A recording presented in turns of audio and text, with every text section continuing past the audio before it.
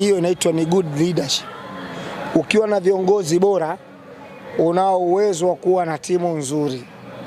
Uongozi bora utakupa mwalimu bora, utakupa wachezaji bora, ndio itakamilika timu bora. Lakini uongozi wa ovyo wakamkumbe hauwezi ukakupa mwalimu mzuri, hauwezi ukakupa wachezaji wazuri, kwa maana ikakamilika kuja kuwa timu nzuri.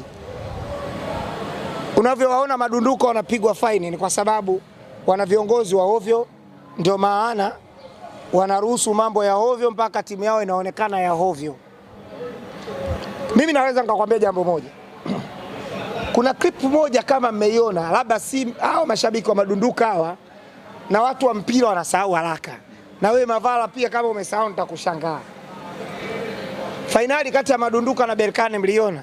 Kule Zanzibar. Zanzibar. Yes. Baada ya yule bwana kupewa umeme wakanyukwa pale, baada ya kunyukwa pale kilichobaki kawa historia. Wale wanaitwa sijui ndio security wa Makolo, security wa madunduka, Swiss steward, wakaingia kwenye room ya referee. Wakaingia kwenye room ya referee.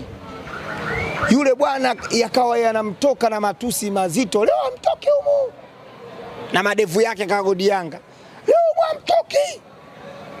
Tumewaona viongozi wa Berkane wamekuja humu.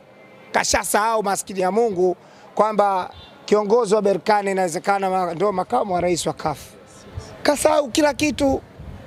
Wameenda mule wameleta fujo, vurugu, wenzao na rekodi anambia wewe rekodi tu. Wewe rekodi tu. Lile ni tukio baya zaidi la kinidhamu kwa kutokea kwenye mpira wa Afrika. Wallahi na kwa pia leo Ijumaa. Yaani mpaka leo hawaelewi, wanasema hatujui tumefungiwa kwa sababu gani. Hatujui na hamtajua milele. Kwa sababu vichwa vyenu vibovu, mnaongozwa na watu wa ovyo. Mtajua lini? Ukiwa na viongozi wa ovyo wanaruhusu matukio kama yale.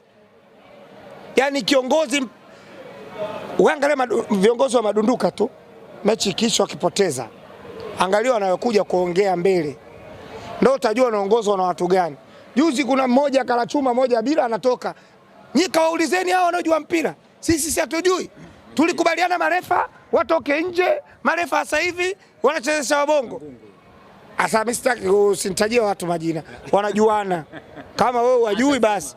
Waloongea mmewaona, sio peke yake. Kuna mmoja alienda uwanja wa Taifa akajipiga selfie, akangalisha